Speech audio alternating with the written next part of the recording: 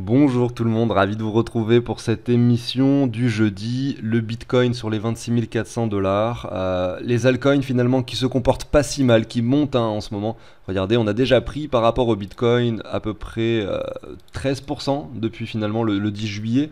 Donc c'est intéressant, c'est vrai que si on regarde, regardez le top 100 crypto, qu'on regarde les meilleures performances sur 24 heures, on en a 6 qui font plus que 5% sur ces 24 heures, avec même des YDX qui établit quasiment 10%, avec un Bitcoin qui est assez stagnant et qui finalement est sur un point de support intéressant. Bon, on a rebondi légèrement avec, si on se met en daily, on peut l'observer sur le Bitcoin, sur la journée d'hier. Mais ça reste très faible pour le Bitcoin. On va aller voir le graphique de plusieurs altcoins et on va regarder parmi tous ces graphiques lesquels sont intéressants pour investir, pourquoi pas en ce moment, ou pour mettre un palier d'achat en fait en ce moment. Et à contrario, lesquels mériteraient un peu plus de patience, peut-être un peu plus de construction graphique. Voilà, il y a vraiment des éléments importants à observer sur les graphiques pour savoir comment agir sur ce marché, comment diversifier un peu notre portefeuille. Je vais vous passer la très très courte introduction. Pensez à vous abonner, à liker si ça vous plaît. Allez, à tout de suite.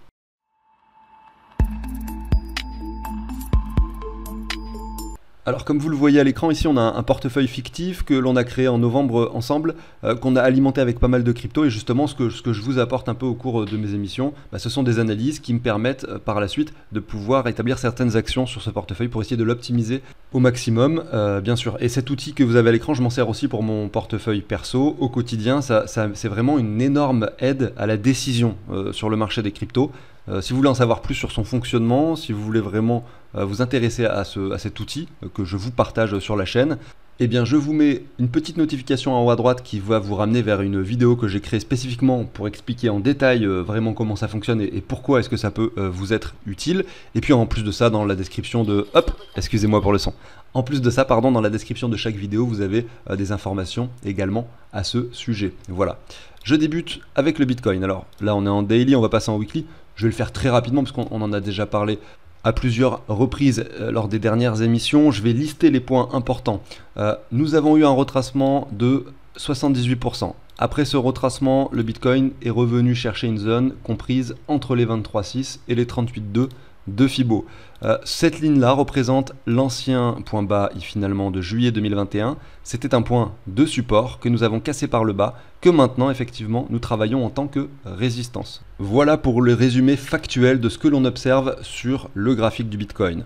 En parallèle, eh bien, on a un Bitcoin qui suit des cycles de 4 ans. Le prochain halving, c'est en mars 2024, c'est-à-dire dans 6 mois, 6-7 mois à peu près. Si on prend le marché baissier que l'on a connu en 2022 sur ce cycle, effectivement, du Bitcoin, eh bien, on a une ressemblance très frappante avec le marché baissier également de 2015. J'ai fait plusieurs émissions consacrées à cela, ou du moins consacré en partie à cela. Il faut retrouver un peu le passage, je pense qu'il y a les chapitres, notamment celle-ci qui s'appelle Bitcoin moins 10%, voilà, le titre n'est pas très parlant, et celle qui était enregistrée la veille encore, c'était le Bitcoin, énorme mouvement à venir, voilà, cet indicateur vous donne le sens. Je vous invite à les visionner. Voilà, ça c'est le résumé global du Bitcoin. Maintenant, si je dois parler ressenti, voilà, mon ressenti est que potentiellement les niveaux actuels sont un bottom historique sur la prochaine décennie. Je sais que c'est très prétentieux de dire ça, mais en fait je m'en fiche, je vois ça comme une sorte de prognostic que je pourrais faire sur un match de foot après avoir étudié l'ensemble des joueurs sur les 10 derniers matchs, avoir fait des stats, avoir regardé un peu tout ce qu'il fallait observer pour pouvoir dire voilà, je vais parier sur un 3-2 pour telle équipe avec tel joueur et tel joueur qui marque. Vous voyez, plus on met de conditions, plus c'est compliqué. Et évidemment là, dans ma spéculation, c'est très compliqué parce que vous dire que finalement c'est le prix probablement le plus bas qui sera atteint sur la prochaine décennie. Évidemment que c'est très risqué pour moi de dire ça, en plus sur YouTube, et surtout que dans moins d'un mois, ça peut être contredit. Il suffit que là, on est dans le mois qui vient, un Bitcoin qui vienne vers les 20 000 dollars, et puis voilà, en fait, l'affaire sera terminée, et j'aurai eu tort. Donc c'est vrai que je parle de ça, je parle de mon sentiment parce que j'aime bien le faire, mais c'est à prendre avec des pincettes évidemment. Mais ce que je vous dis là, c'est quand même par rapport à une analyse approfondie que j'ai pu faire du marché, notamment à travers ces deux vidéos que je viens de vous citer juste avant. Voilà, tout simplement. Je continue avec l'altcoin dominance qui se trouve assez basse, mais qui remonte légèrement.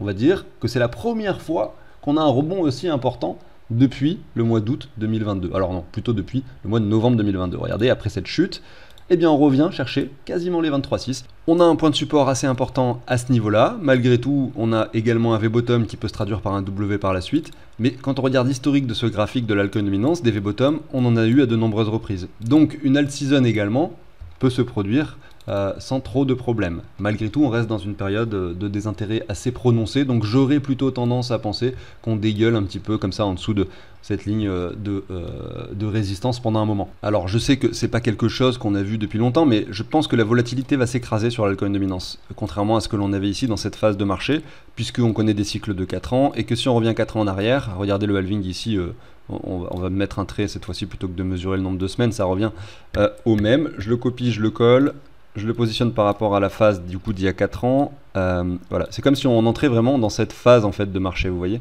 Je pense qu'on est plutôt dans on va être dans ce manque de volatilité, ce marché ennuyant, à la fois sur les altcoins et sur le Bitcoin, avec quand même quelques petits mouvements, bien entendu. Et je parle de ça pour les prochains mois. Maintenant, ce que je vous disais tout à l'heure avec un Bitcoin qui probablement actuellement est sur un bottom, alors je vais plutôt le positionner vers les 25 000 $, pour être sur un chiffre un peu plus rond.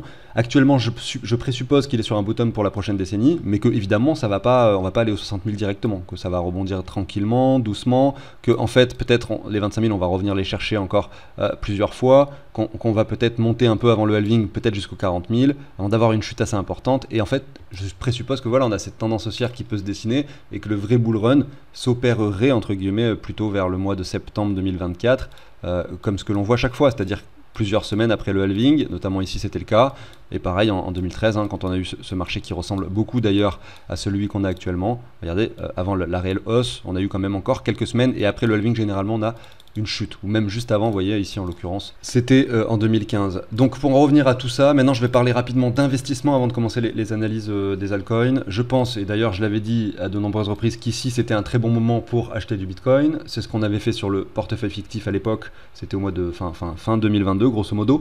Et puis je pense que là, à contrario, c'est un très bon moment pour avoir des altcoins dans le portefeuille et pas du Bitcoin, parce qu'on a des altcoins extrêmement bas, même si ça peut prendre des semaines, des mois, plusieurs mois à se reprendre. Voilà, donc ça c'est la partie, l'aspect investissement. Et en termes de chiffres, j'aime bien le 80-20, c'est-à-dire que ici c'est intéressant je pense d'avoir 80% de Bitcoin, 20% d'altcoin, et là à l'inverse, plutôt changer du coup ces Bitcoins pour des altcoins pour faire l'inverse, c'est-à-dire avoir 80% d'altcoin et 20% de Bitcoin. Tout simplement pour profiter des différents mouvements, tout en sachant qu'en fait on essaye d'acheter et de revendre par palier pendant les chutes et pendant les hausses, au fur et à mesure du temps. Et voilà, donc ça c'était pour l'altcoin dominance et la partie investissement. Je regarde rapidement XRP, ça va être vraiment très rapide. On voit qu'on est venu la semaine dernière faire cette mèche d'excès avec cette panique. On est venu réintégrer le canal tout simplement, et on clôture la semaine, regardez, pile poil sur la ligne de résistance. Qui montre cette clôture, qui montre ces mèches là, cette clôture également, vous voyez, et également ces mèches-ci si on remonte un peu plus dans le temps. Donc c'était un niveau hyper pertinent pour finalement observer une clôture sur XRP. Je suis très content que ça se soit passé comme ça.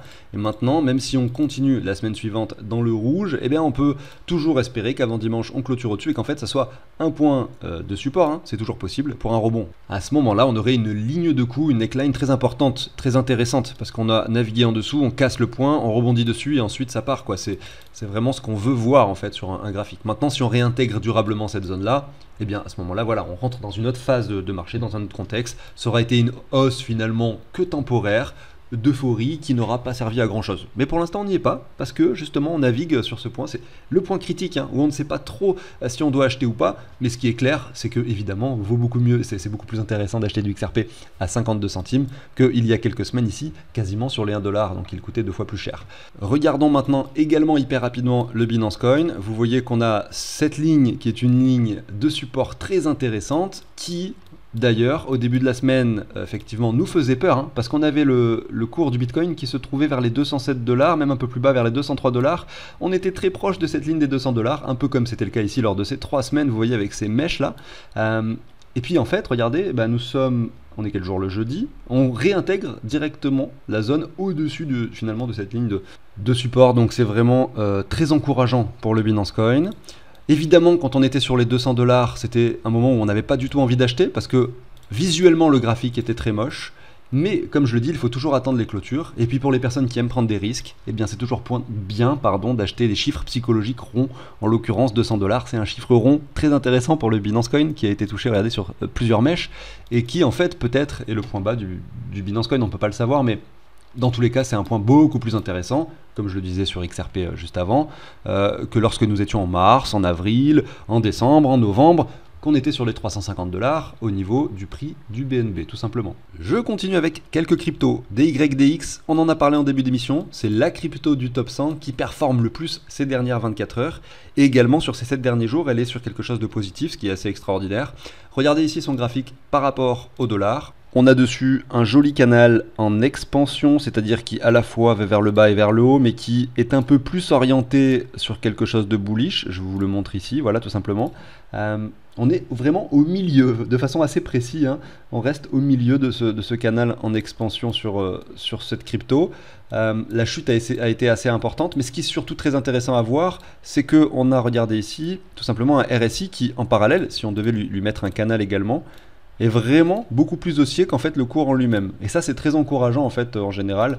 On a une divergence, c'est-à-dire un cours qui descend avec un RSI qui monte en fait, hein, grosso modo. Donc tout à fait pertinent je pense, pourquoi pas se mettre un palier sur ce token.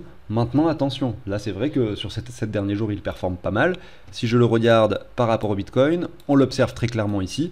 Et attention, on est sur un point de résistance. C'est-à-dire qu'il y a une ligne, ce qui est celle-ci, hein, celle du bas là, qui est dessinée là, qui a été cassée à cet endroit-là sur cette mèche le 5 juin 2023. Et on vient la titiller de nouveau. Est-ce qu'on va la breaker pour réintégrer cet espace? On pourra dire que ça, c'était du passé. Bien sûr, on n'en sait rien. Mais statistiquement parlant, il faut réellement attendre la clôture pour dire que voilà, on entre de nouveau dans quelque chose de stable, dans un canal qu'on réintègre, etc. Tant qu'on reste en dessous, la probabilité est plutôt sur un retracement. Donc, le graphique par rapport au Bitcoin de DYDX nous laisse un petit peu plus perplexe finalement sur la possibilité d'envisager un investissement dessus. Agix, rapidement, token qui concerne l'intelligence artificielle, a connu son euphorie en janvier-février 2023, tout à fait logique, hein. ChatGPT commençait à être connu mondialement et massivement. Donc ça a profité également au token de l'intelligence artificielle, sans trop de raisons spécifiques, mis à part le fait que ChatGPT existait. Derrière, le token a beaucoup chuté, on réintègre une zone de rechargement, on voit que la chute commence à ralentir, mais là, la construction n'est pas encore présente, c'est trop précoce. La clôture, vous voyez, la clôture, je vous la mets ici à cet endroit-là avec cette ligne horizontale, est plus basse que la clôture précédente finalement ici, qui était également plus basse que la précédente, mais on observe à chaque fois finalement que ça se compresse tout de même, hein, ces distances se compressent. Donc on peut supposer, c'est comme ça aussi en faisant ces lignes horizontales qu'on peut le voir, on peut supposer que là on arrive peut-être sur la fin d'un mouvement en tout cas sur Agix. Donc pourquoi pas commencer à considérer des investissements, des paliers d'achat sur ce token. Je crois que j'ai commencé d'ailleurs à le faire avec mon portefeuille perso quand on était dans cette zone, hein, de prix déjà au préalable en juin 2023. Je continue avec le token GRT qui aujourd'hui se trouve sur un marché qui commence à construire vraiment quelque chose d'intéressant par rapport au dollar. On va la voir ensuite par rapport au Bitcoin. Je me suis mis sur 3 semaines pour pouvoir le visualiser, ou plutôt pour pouvoir englober ce graphique. On va refaire exactement le même petit travail que je viens de faire juste avant sur l'autre crypto, sur Agix. Vous avez ici le premier point bas, vous avez ici, regardez, le deuxième point bas, le troisième à cet endroit-là, et le quatrième à cet endroit-là. Et je pense ici que ça peut être pertinent de se mettre en logarithmique plutôt, histoire d'avoir une vraie proportion des choses, parce que là on n'a pas la vraie proportion des choses. Pour ça, vous cliquez ici sur le petit bouton, voilà. Et qu'est-ce qu'on peut observer finalement? C'est qu'on a en partie haute 2 points bas qui sont assez rapprochés, une chute très importante, la panique finalement, regardez, entre le mois d'avril 2022 et le mois de juillet 2022, la plus grosse panique que l'on a connue sur ce marché baissier des cryptos. Et ensuite, pareil, une chute à peu près similaire d'ailleurs, hein, à la première que l'on a vue là-haut.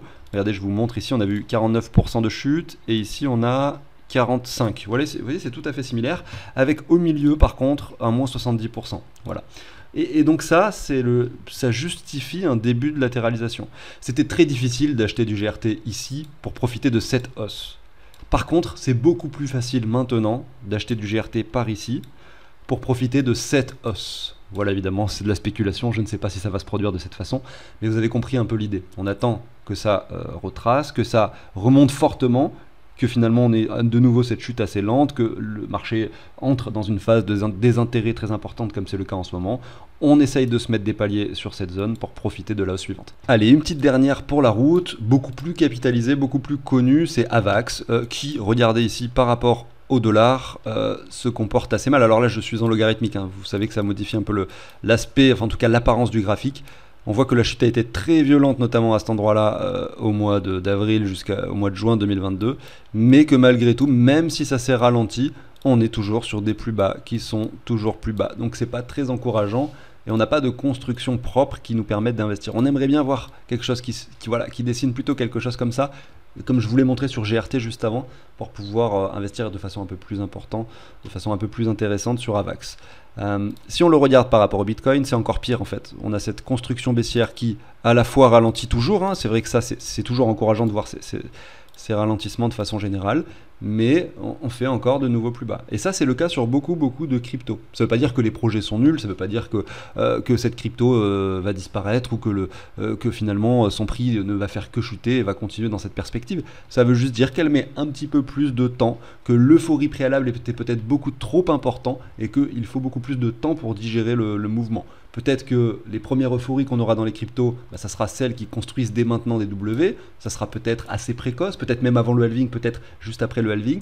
Et ensuite, on aura éventuellement d'autres cryptos comme Avax qui mettent plus de temps à se construire, qui vont en fait performer dans une deuxième phase, qui performeront également dans la première phase, mais beaucoup moins que d'autres cryptos, pour performer beaucoup plus que d'autres cryptos dans la seconde phase. Après, c'est une question de dominance de marché, ça on le comprend bien, mais qui par exemple, pourrait se traduire plutôt fin 2024, voire mi-2025, en tout cas si on continue de suivre les cycles de temporalité que le Bitcoin connaît depuis sa création. Merci à tous de m'avoir écouté, pensez à vous abonner, à liker si le contenu vous a plu. Moi je vous souhaite une excellente journée, à demain sur la chaîne, ciao tout le monde.